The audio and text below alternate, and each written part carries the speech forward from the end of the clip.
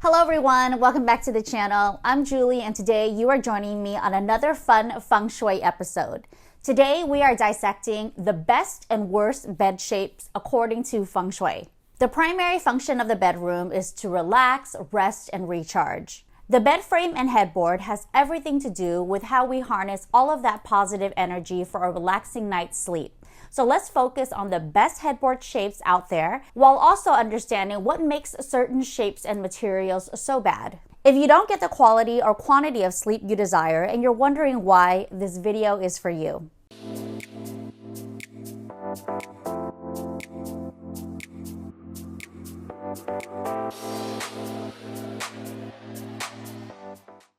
We all crave a blissful night's sleep, and waking up rejuvenated and refreshed brings with it a certain positive personal qi quality. Feng Shui is all about building and balancing qi within our spaces so we feel energized and positive throughout the day and beyond.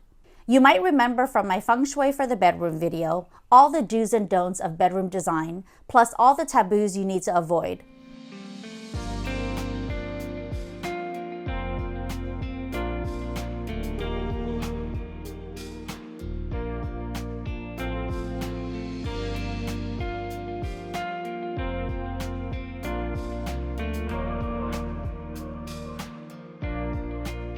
This video will dive into all of the headboard shapes to help you harness all of that good energy while you sleep.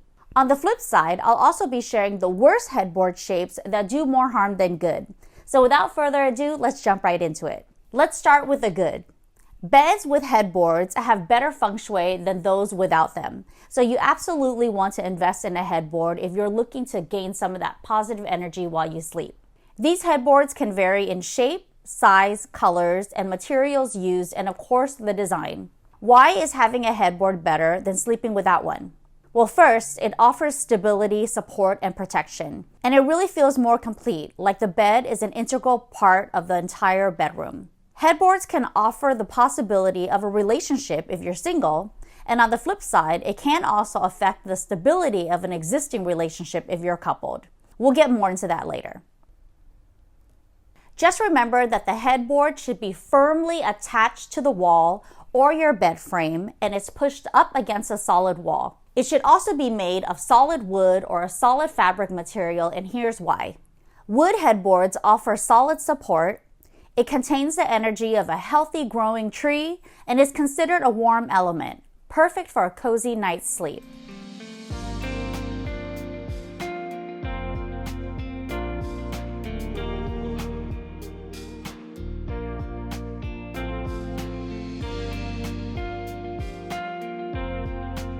On the flip side, you should absolutely stay away from metal.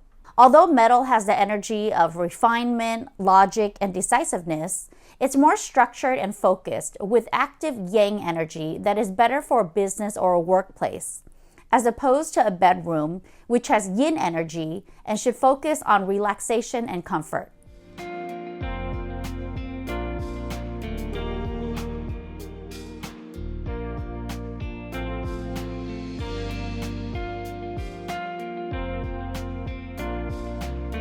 My personal favorite is a fabric headboard because it's so cozy, soft, and it offers comfortable support. Let's start dissecting the shapes. The best shapes for a headboard is really high enough so that it supports your head, whether you're lying down or you're sitting upright in your bed. It really just depends on the primary function, whether or not you're sleeping or you're sitting upright, you're journaling, you're reading in bed. So you want to consider the headboard's function other than sleep. And you want to make sure that the size and the height of it supports that secondary function. Rectangular shapes represent the wood element and signifies healthy growth. The shape is balanced and it's really the best for growing children. Rectangular shapes allows for a good night's sleep and healthy positive qi energy to flow through the body during the hours of rest.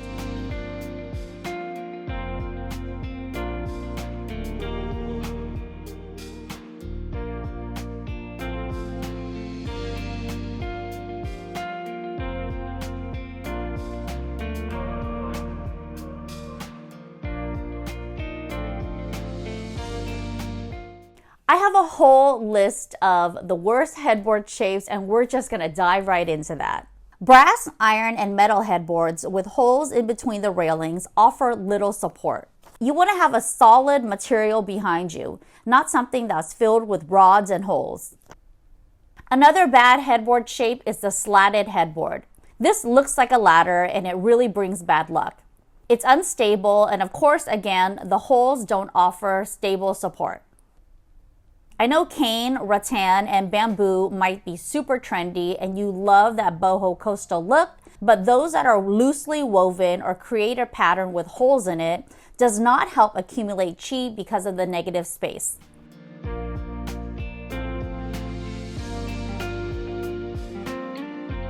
This minaret shape looks like a fire element. It's bad for Feng Shui because it has too much active energy and it's almost like you're sleeping with fire. A triangular shape also looks like fire. It's the same idea as a minaret. You'll know from Feng Shui principles that Feng Shui is all about symbolism. So definitely stay away from the shapes that kind of veer up into a point. Headboards that are split in the middle. This is also a Feng Shui no-no. If you're coupled, this split causes a divide between the partners and is said to also cause arguments.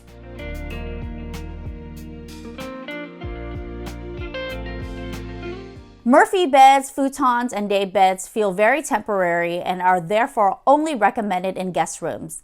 Definitely not for the primary bedroom where you're trying to harness all of that positive chi energy. Now that you know the good and the bad, there are some neutral headboard shapes that kind of meet in the middle.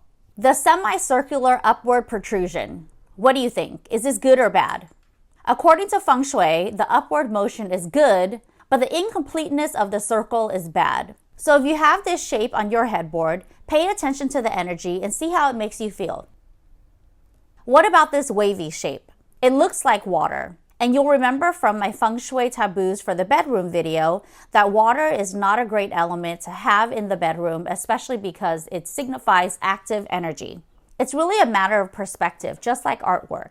If you have a peaceful water scene that makes you feel relaxed, then in this case, water could be a good element for Feng Shui in the bedroom. If you have a massive picture of a beach or a tidal wave, that's too much active energy for the bedroom, and in that case, water could be signified as a bad element.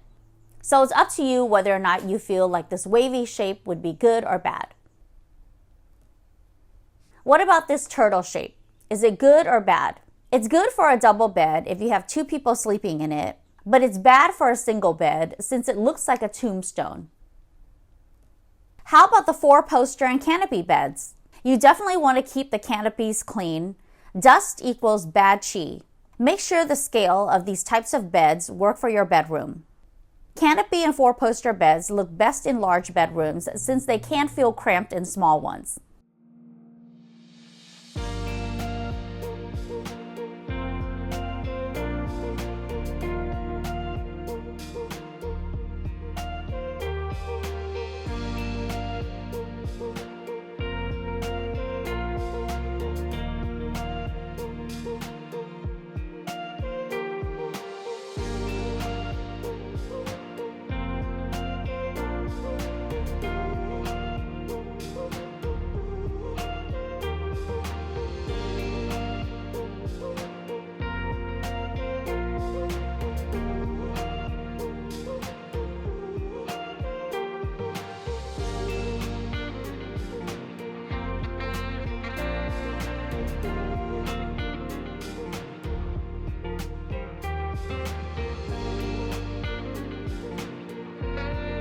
Let's talk about having a footboard. While footboards aren't necessary, some Feng Shui practitioners say that it limits travel opportunities because it stops your feet from traveling further than the bed. And of course, Feng Shui is all about symbolism. But to me, footboards can actually cure some common home issues, especially if your bed is in the coffin position.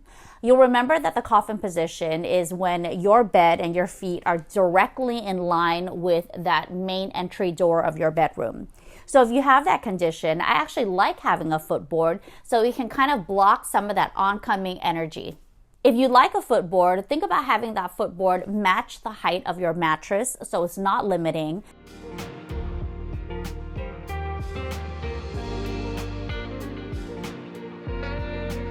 But if your footboard is taller than the mattress, then it can cure a common issue like the coffin position.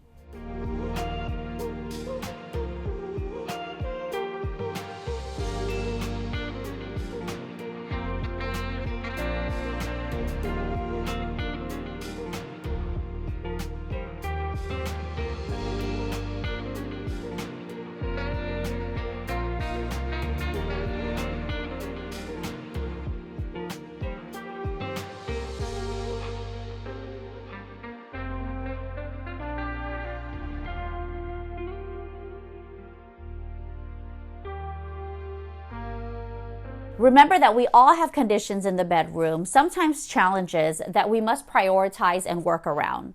For example, you know that the command position to me is the most important position to have your bed placed in your bedroom. The command position allows you to see who's coming in and out of the entry door, and you really have two walls to do this. If one wall falls underneath a window and the other wall is in the coffin position, I would always choose the wall underneath the window because I could easily purchase and install heavy drapes to close at night, thus curing that issue.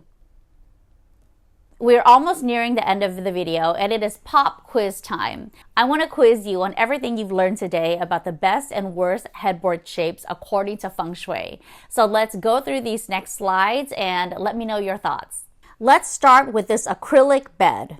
Is this good or bad according to Feng Shui?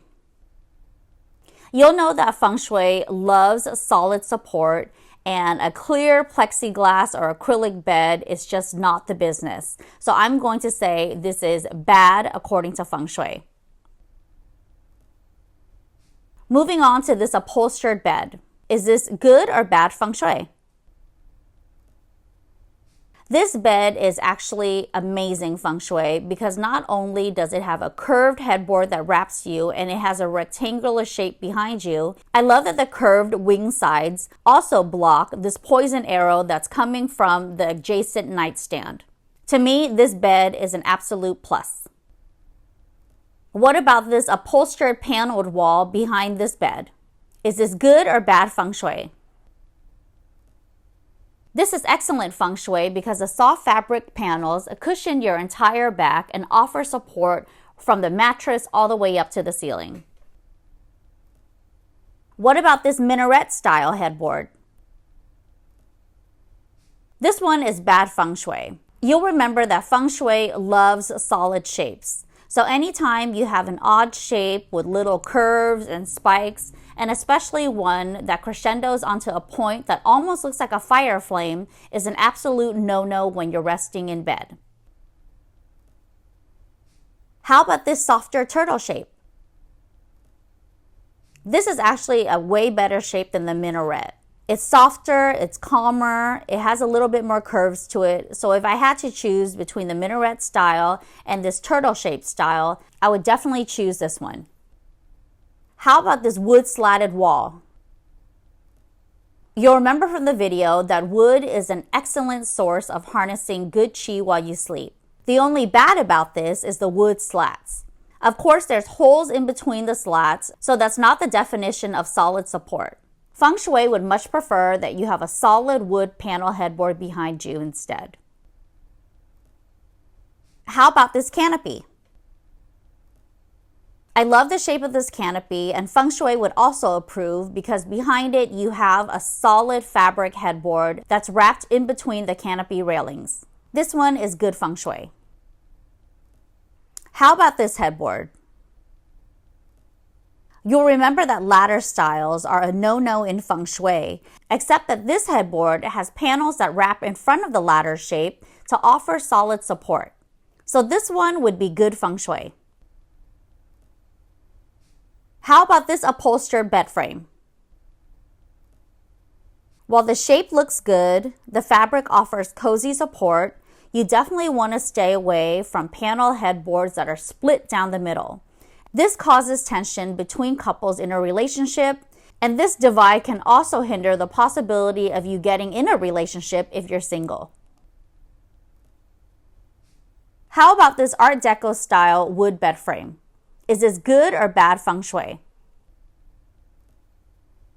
The wood material is great to harness growth and positive chi, but you definitely don't want a headboard that's split into multiple panels. It's almost akin to having poison arrows shooting right down at your head. So this one's going to be a no. How about this cane headboard and footboard? While this is definitely a statement-making bed, remember that cane or bamboo or rattan has a lot of little holes in it, so that doesn't offer the most stable support. Coupled with the high contrast black framing, this bed and footboard would be a no-no in Feng Shui. And finally, what about this wood platform bed? Is this good Feng Shui or bad Feng Shui? Wood is excellent, but the shape, the style, the position is an absolute no-no according to Feng Shui. Not only is the headboard too low, but you're also placing this bed right underneath the window, and the window doesn't have any drapery, any extra support. If you place your bed underneath a window and you don't have any drapery, a taller headboard would offer that support that you need for a restful night's sleep. How did everyone do on that pop quiz? Did you get more right answers than wrong answers? Remember that ultimately your bedroom is all about how you feel in the space. If you're currently sleeping with a bed shape that Feng Shui considers a no-no or bad energy or bad chi, and you feel good in your space and you get a restful night's sleep, then that's really all that matters. The most important thing is how you feel in your space and how you sleep at night. If you still have more questions when it comes to bed placements, coffin positions, curing poison arrows, definitely make sure you watch out my Feng Shui for the bedroom video, Avoid These Taboos. It's a breakdown of all of my Feng Shui do's and don'ts when it comes to the bedroom. Of course, drop me a line in the comments below if you have any questions pertaining to this video. If you have a question on your current bed frame, your current headboard, you want to know if it's good or bad, I would be happy to answer all of your questions in the comments below. That way, my replies may help others in similar situations. If you like this type of content and you're loving the Feng Shui series so far, please give this video a thumbs up, comment below, share the video with all of your friends and family who are interested in Feng Shui, and of course subscribe to my channel if you haven't already. Click that little notification bell to be notified of new videos that we drop every Tuesday. Thank you so much for watching, everyone. I hope you're having a wonderful day, and I'll see y'all next week.